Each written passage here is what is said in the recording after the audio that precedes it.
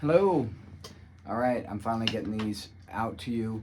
I am only going to do number 4 and 6. I would like to do the others later on, but uh, this is what I have time for at the moment. All right, so number 4 on those fills. So because we're dealing with 16 note triplets, and they're broken apart a little bit weird. I wish it was written in groups of 6 instead of groups of 3, because that's just, it's a lot of info. I mean, it's still correct the way that it's written, of course, but visually it doesn't help. And also you have to keep in mind, since these are 16 note triplets, counting them becomes a challenge. So here's the way that I kind of break them down.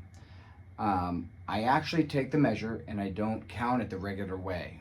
I don't count it as 1 and 2 and 3 and 4 and. I actually use all numbers. I go 1, 2, 3, 4, 1, 2, 3, 4.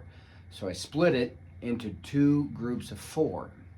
It just seems to feel better to me. Again, you may disagree with that, but I found it's much more easy to organize my thoughts. Instead of going 1 and 2 and 3 and 4 and, I'll just go 1, 2, 3, 4, 1, 2, 3, 4. So I know where I'm at in the middle of the measure and so forth. Just helps me personally organize my thoughts.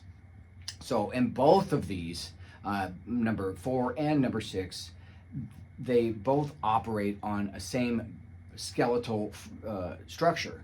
So if we take a look at number 4, even though we got some of those double rights, if we got rid of those double rights, we're doing a right-left shuffle pattern 100% of the time. So we're basing both exercises on the 1, 2, 3, 4, 1, 2, 3, 4, and that's where it would end. So again, we're going 1, 2, 3, 4, 1, 2, 3, 4.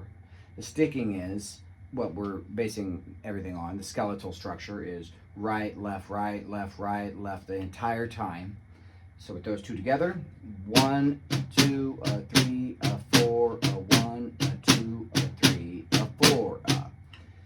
Theoretically, at any point, because the left hand really, it doesn't ever double on that. It just simply, actually, and I just caught an error actually on something. I just looked up and saw that he had a double left in there. It's on a rest, so don't worry about it. There's no double lefts on any of this. It's all double right. So the double right on it is, you should be able to take any one of those rights and double them at any point, right? That's the concept that we're going after. So I could just go start with my skeletal structure of 1, 2, 3, 4, and then randomly 1, 2, 3, 4. And I'm trying to rebound that. I'm not trying to wrist it, right? I'm trying to rebound it. And you do have to play with that, because you got to find the kind of the sweet spot of how much rebound you're allowing and how loose your grip is, and there's some factors of that. So that's usually the ugly duckling point that a lot of people have problems with, because they squeeze the stick too tight, and then the doubles it too fast, and then they loosen way up, and then they get either like a not even any double, or they get too wide of double, and it doesn't work out. But you have to play with that. So I recommend that if you're doing that skeletal structure, right, you end up eventually just kind of slowly relaxing that right hand. Because if I go too far, it just falls apart. If I just let it melt. We don't want to do that. We just want it to loosen. So I think of kind of a firmer grip, and then I start, and I'm just kind of like, one teacher said, paw at it. It made sense though when he said it, but some people don't like that thought. So anyway, going on to number 4, we're going to look at it just as a sticking pattern, using that skeletal structure. This one gets a little funky because of the left hand open hi-hat, but once you're comfortable with it, it sounds really cool.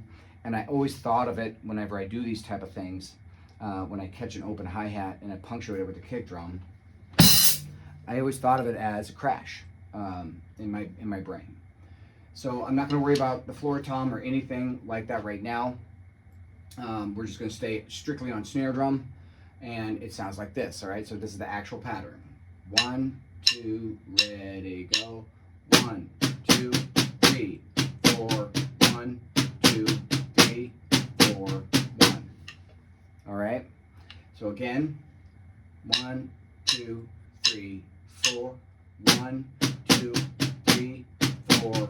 1, 2, 3, 4, 1. See, that works out. It's not that bad. You can see that it's really the same pattern twice, or actually 1, 2, 3, 4 times.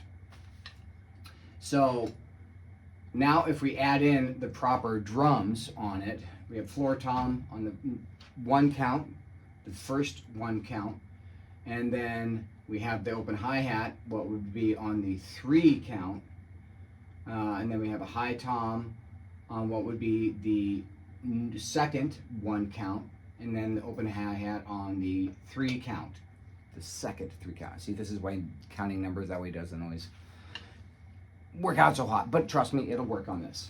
All right, so here we go. 1, 2, ready, go. 1, 2, 3, 4. 1, 2, 3, 4.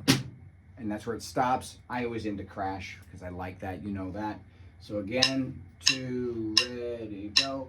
1, 2, 3, 4. 1, 2, 3, 4, 1. All right, I didn't crash, but I gave it the 1 count. All right, again, 1, 2, here we go. 1, 2, 3, 4. 1, 2, 3, 4, 1. Again, 2, ready, go.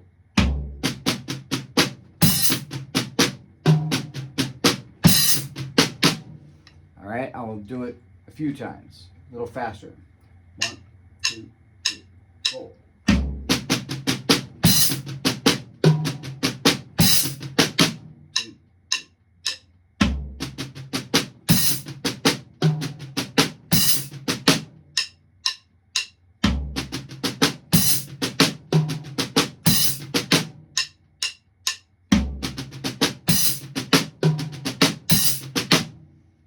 In context of a groove. This is actually how slow we're playing. 1, 2, 3, 4.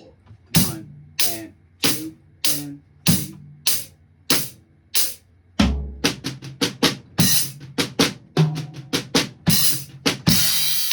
2 and 3.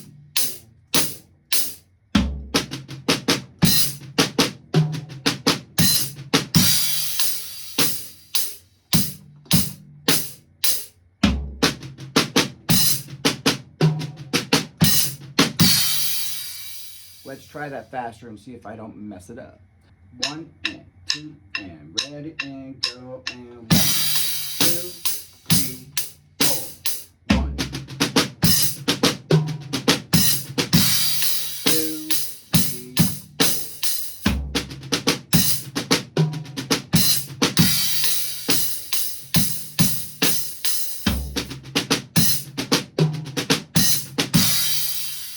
4. All right. A little bit faster. 1 and 2 and ready, go. And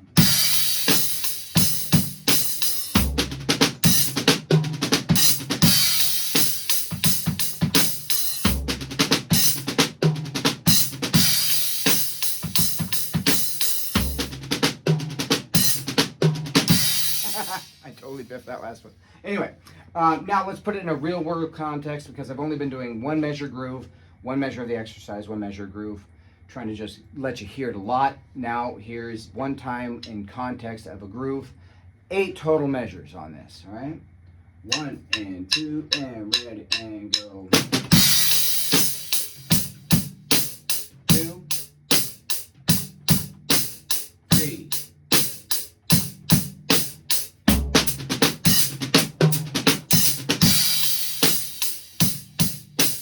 Second measure. Third measure.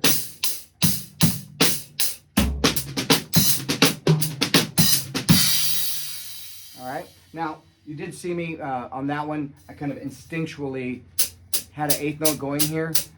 I often like that in there. Sometimes sonically it doesn't fit what I'm trying to do, but you know, it's just kind of what comes out because I feel the subdivision of the measure. And usually at those higher rates of speed, I lose that counting in my brain where I was going 1, 2, 3, 4, 1, 2, 3, 4. I slide back into the proper counting of 1 and 2 and 3 and 4, and because it just jives better with the groove. All right, and you'll find that you kind of go back and forth between that as you're learning it, and eventually you just do it and you have it ingrained. So there's that. Let's move on to the next one. So this would be number 6. For number 6 on this, it's basically the same principle, but he kind of rearranges the sticking. Same skeletal structure as number 4, where we're going, and the same counting, by the way. We're going to revert back to our 1, 2, 3, 4, 1, 2, 3, 4, because it helps us identify where the sticking differences are easier, I find, than the traditional 1 and 2 and 3 and 4 and counts. All right, so on that, if we look at that, the skeletal structure again is right, left, left, left, that shuffled pattern, right hand always leading. Combine that with the counting, it'd be 1, a 2, a 3, a 4, a 1, a 2, a 3, a 4, okay? Now, this really helps on number 6 because the 4 is a floor tom, and we want to feel that as a longer value because it's an 8th note and not a 16th note or a 16th note triplet. So it kind of adds a punctuation or finalization resolution to the matter or to the measure. So if we look at that and play it again, and I'm actually going to drop that floor tom in on this example. I'm not doubling any rights, only the right, left, okay? And you kind of hear how this flows. All right, so here it is. 1, 2, a 3, a 4, a 1, a 2, a 3, a 4, a 1, a 2, a 3, a 4. See, there's the key part. You feel it end. Again, 1, 2, a 3, a 4, a 1, a 2, a 3, a 4, a 1, 2, a 3, a 4. All right, the right hand doubles. We're going to split this into the 2 groups of 4 again. The right hand doubles on the first count of 2, first count of 3. So we have this. If we split that measure, 1, 2, 3, 4. There's the of 4. Again, 1, 2, 3, 4. 1, 2, 3, 4. One more time. 1, 2, 3, 4. 1, 2, 3, 4. All right. The second group of 4. This is going to start on a double right, so it's going to be kind of funky getting into that. But then that's the only double right in that second group of 4. So it starts like this: 1, 2, 3, 4. 1, 2, 3, 4. Again, 1, 2, ready, go. 1, 2, 3, 4. To me, that has like an ending feeling. It would be the way I explain it. All right, let's try it again one more time. The second group of 4, number 6. 1, 2, ready, go. 1, 2, 3, 4. All right, let's combine those. So number 6, 2 groups of 4. Here we go. 1, 2, 3, 4. 1, 2, 3, 4. 1, 2, 3, 4. Again. 1, 2, ready, go. 1, 2, 3, 4. 1, 2, 3, 4. All right, again. 1, 2, ready, go. 1, 2, 3, 4. 1, 2, 3, 4. All right. Now let's add a little bit of tempo to that. 1, 2, 3, 4. 1, 2, 3, 4. 1, 2, 3, 4. 1, 2, 3, 4. Again. 2, 3,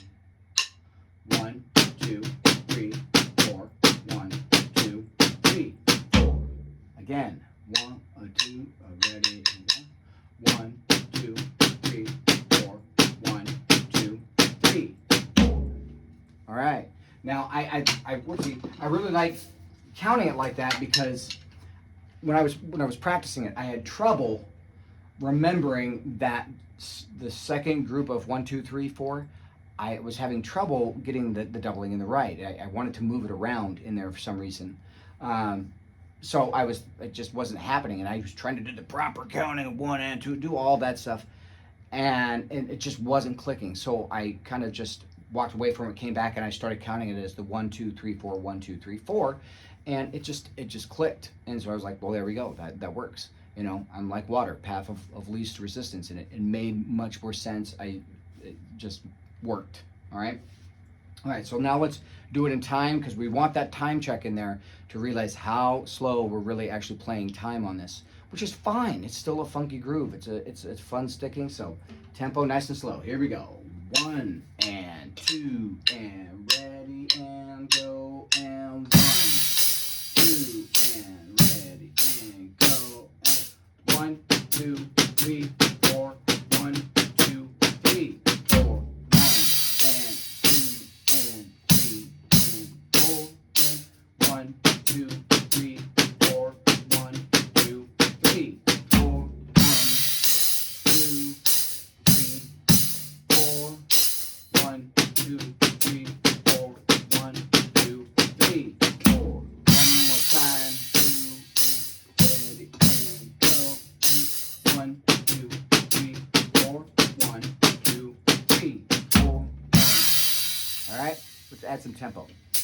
1 and 2 and ready and go. And 1, 2, 3, 4. 1, 2, 3.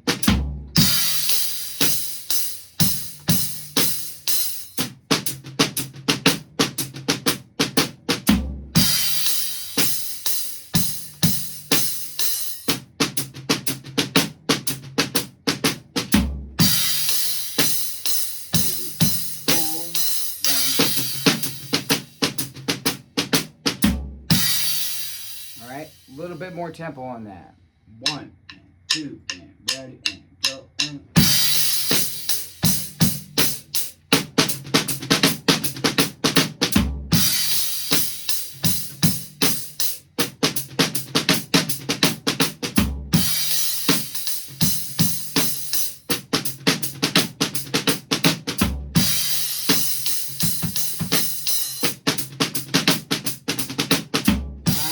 I see I did my old habit on that one.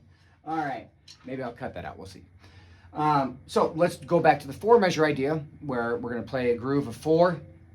I'll go back to a little bit slower tempo, and we'll then do it as a measure of 8 to put in a real world scenario. 1 and 2 and a ready and a go and a 1, 2, 3, 2, ready and go.